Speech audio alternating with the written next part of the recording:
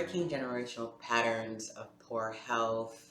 Um, I think this was a good one to really do for day 3 of the Prayer for Your Health Challenge, because even after you develop a godly self-image and you start to break your addictions to food, now you're in a position to kind of take a look at, what am I passing on? How does this fit into my family context as I kind of move forward with these new habits, and even start challenging how you got these habits in the first place. Yeah. So, we have to come up with a question as to, do diabetes, do high blood pressure, does obesity, does all those things run in our families? Or where is that stemming from? Because I know for myself, my mom had high blood pressure, my grandmother had high blood pressure, and a lot of other relatives had high blood pressure. So there was this sense of feeling like, when I was diagnosed with high blood pressure during my pregnancy, there was this sense of, it's something you expected, because you're thinking, well, everyone had it in the family, it's something that runs in the family, so now that I'm at this age, I'm about to get it. But that could be misleading, and also that could be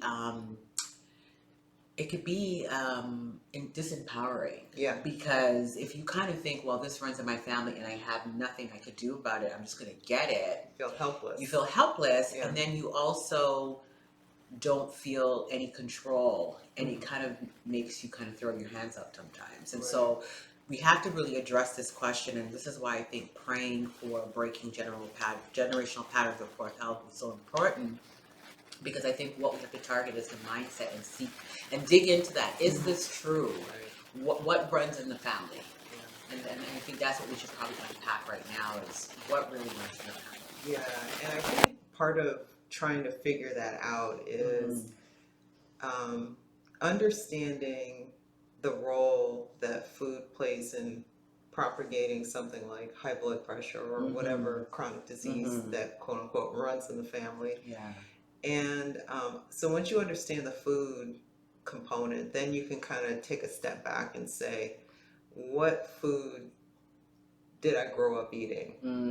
What food did my mom grow up eating? What food did my grandmother grow up eating? And then kind of assess from there the role that food has played in maybe contributing to it. Now, we've used this quote before, and I don't know who said it. I mean, I'd love to give credit to the person who originally said it. I know Dr. Oz has said it, other physicians, but I don't think they necessarily came up with the original quote, which is your genes load the gun, but your lifestyle pulls the trigger. And so it could be, that there is a genetic predisposition to certain chronic diseases, like high blood pressure, like high cholesterol, like even, certain forms of cancer. But if you don't turn those genes on through your lifestyle behaviors, then you've protected yourself from getting it.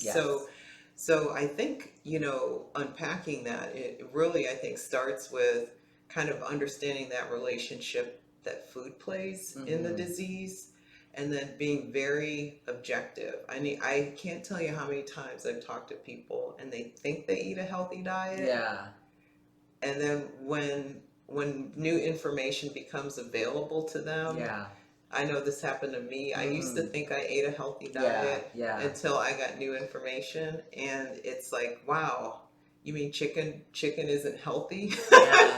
It's like chicken breast, to be specific. And dairy, even the low fat variety, isn't healthy. Well, no, it's not. It's not necessarily healthy. Our bodies weren't designed to process dairy or the things that go into chickens today, especially. But I think it's that acknowledgement and really taking to heart what you're eating and how that factors in. And then when you start looking through traditions of families, there might be a genetic component, but there's also a strong passing on of tradition and how you cook your food. And so grandma cooked, fried a lot of their food. Mm-hmm. And so you develop these recipes and now you fry your food and your children. And Yeah. it's just this pattern. And so we're passing on these recipes Mm-hmm. that not only are recipes for family, but it's recipes for poor health. Right. And so what's running in the family a lot of the times is the common dinners, the common breakfasts, the common lunches, Mm-hmm. and things like that. I know for myself, like, I grew up eating, let's just say ackee and saltfish, but it was cooked in a lot of oil. So you just think, well, I can't give up that. But, we have to start looking at how can we modify some of these recipes Mm-hmm. so that they don't pass on this legacy of poor health. Right. And so I think when we start praying to break generational patterns of poor health, one of that's going to be is for us to let go of how we prepare the meals in our tradition and still keep the tradition. Right. So as part of it is breaking those bonds in a Mm-hmm. way that it's like, well, if it's not healthy, tradition or not, we have to modify it. Mm-hmm. And then to move forward. Yeah. And I remember one thing you said a while ago, I think it was on a live that we had in the Facebook group. You said that even as recipes are being handed down, they're getting worse because the quality of the ingredients going into the recipe has basically diminished. Yeah, because you look at what your grandmother ate. Everything that my grandmother ate was from the farm. Was from the farm, from what she grew on the land. Right. And so she made her own. Like we have this thing, rice and peas. She made. Even my mom did this. They would take the coconut and make their own coconut cream, and everything Mm-hmm. would be from scratch. Mm-hmm. And then we got to the canned coconut cream. Right. And then, and so everything gets processed and worse. Genetically modified. And so even the original recipe is not the recipe that we're actually making, because Mm-hmm. we've actually made it even worse because we're not really tied to natural ingredients anymore. Right. So not only was it high in fat and salt and sugar or whatnot, but it also got worse because even the good nutrients that were in there with the fat, salt, and sugar have basically gone down as well. So you're you're kind of getting double hit. Yeah. So it's taking a look at that, and even, it's everything. It's, was your family an active family? And I think, it's just everything. I think we have to look at it. It's not so much that we're destined to a thing, but if we do the same thing over and over, and this is why it's called breaking generational patterns of poor health, because you have to do something to make a shift to break that cycle. Right. And so it can start with you, because it's just about breaking the chain. Once you break that cycle, it disrupts. And a new normal comes out of that, a new normal that you can pass on, that still has the traditions that you had from your past, but now you're presenting it in a different way. And so your kids and your kids' kids are going to get a new version of what was originally designed. Yeah. And so I'm going to bring up something recent. We watched last night the documentary, They're Trying to Kill Us. And there was a point made in that documentary that, because they were talking about traditions as well. And, what I've forgotten who said it, but he said, but what if your traditions are killing you, like harming you? Yeah. Because I think I've had this conversation with people, even people from other countries that have immigrated here. Yeah. And, they just, they rest on their meat-rich diet from their home country. Yeah.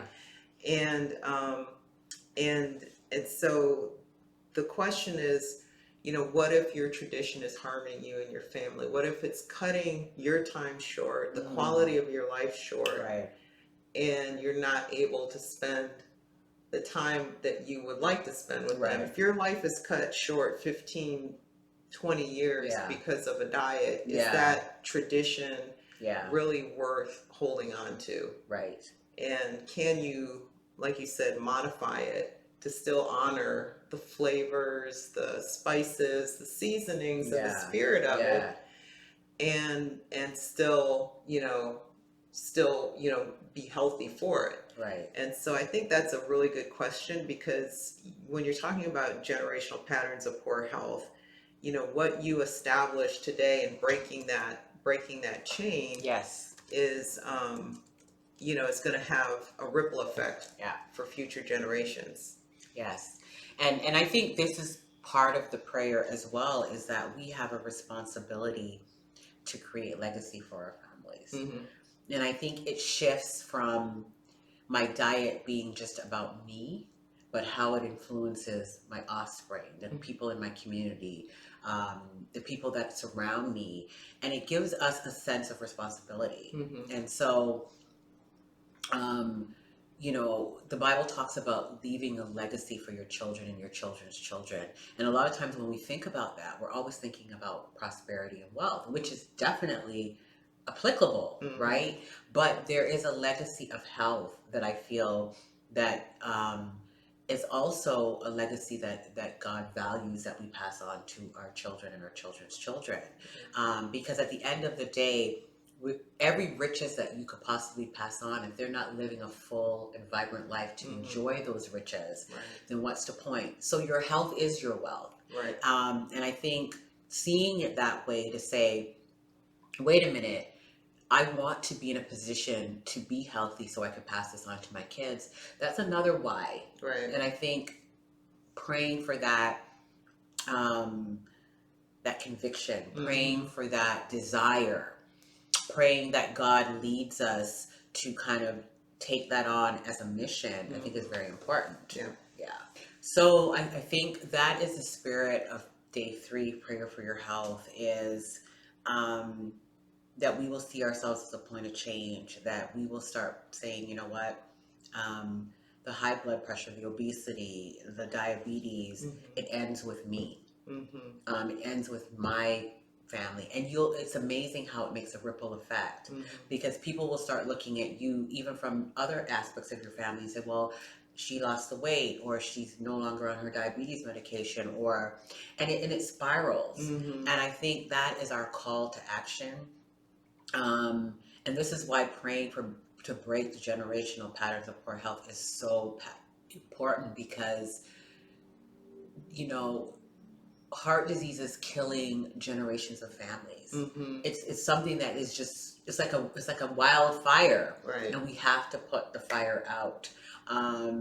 So it's bigger than just ourselves, because I'm sure our grandmother and our great grandmother, that people who died of this, and then we automatically even just assume that we're going to die of the same thing, but it's changing and giving our children something new.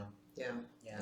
And it's amazing how children will pick up on what you do and mimic that. And so when you're creating, when you're changing yourself, you're inherently changing your children. Yeah. So Exactly. And starting them off from small, because you may have been someone who changed older, your children are older, but if your children change, their children will start at a younger age, and then it just gets to the point where it becomes everyone's new normal. Right. You know what I mean? Because I think the children now, it's like, I think the kids are now getting diabetes, and the kids they're getting things at a younger age. I think they were saying that we're at the generation where the parents are outliving their children. Yeah. That's a tragedy, because you know what I mean? When you look at it, that's out of order. Yeah. Our parents shouldn't be outliving their children. Right. But that's to show the disconnect, that the children are eating so much poorly that the disease is killing them even before their parents. And these diseases, they're called, and when I went to graduate school, they classified them as diseases of aging. Is what they called it, because these are diseases that become problematic as you get older, like maybe your 60s and 70s and beyond. But as you know, we see them in children, so that's really a tragedy. And to hang on to quote unquote tradition and watch that, there's something that's not right about that. Yeah. Now, do you mind me asking about your own child? Like, what are some things that she eats that you didn't eat when you were coming along? Well, I think the difference for us, for me coming along, is for her is that I grew up. Well, I would have processed food. Mm-hmm. You know, we would come home from school and you would, you know, make your hot dogs and Oh you my know gosh, that yeah, type of thing. Which yeah, is, the funny thing about it is my parents never ate those stuff. yeah, yeah, yeah, So yeah. this is again moving to North America and quote unquote taking on the North American lifestyle because when they were in Jamaica they were having yam and all these kind of stuff for breakfast. Like Mm-hmm. having a hot dog, they didn't even conceive that. Right, right, But right. obviously coming here, they got influence and so they would buy hot dogs and lunch meat and we would eat those things. Mm-hmm. Whereas at this point, Kelsey wouldn't eat those things Right, because I now have the knowledge that these are carcinogens, right? right. But at the time, my parents didn't know. They just thought, okay, well, this is Yeah. Canadian food. This is the Canadian way. Kids are eating these things, Mm-hmm. you know. So I think that's one big piece for her is that she understands the idea of processed. Yeah.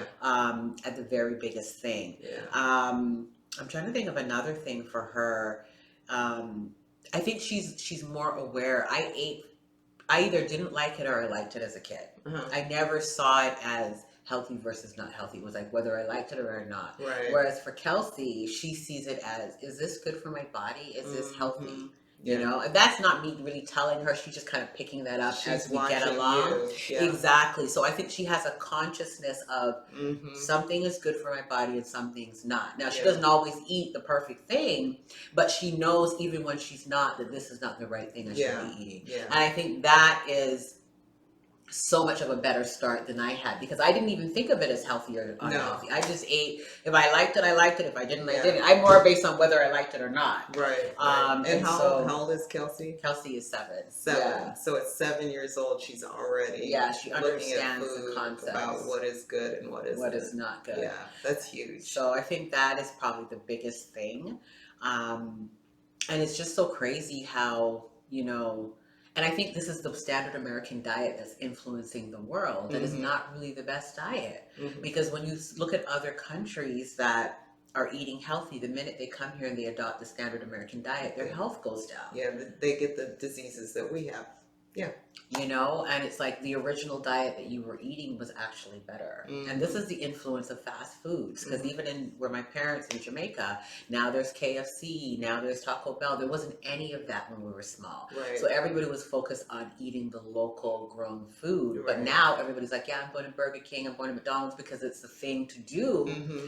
But again, that's going to bring down the health. Mm-hmm. You know, my grandmother is 90 something. But will her children live out that with the McDonald's? She never had McDonald's, Burger King, and all that kind of stuff growing up. Yeah. So it's challenging, and we're gonna have to go back to the basics. Mm-hmm. And praying about this is really just to address it and to face it and to acknowledge that it's my God-given responsibility to create a new legacy for my family. Yeah. And we can't pass on negative legacies in our families. No, it's almost like knowing that we're passing on generational curses and doing it. So we have to break that.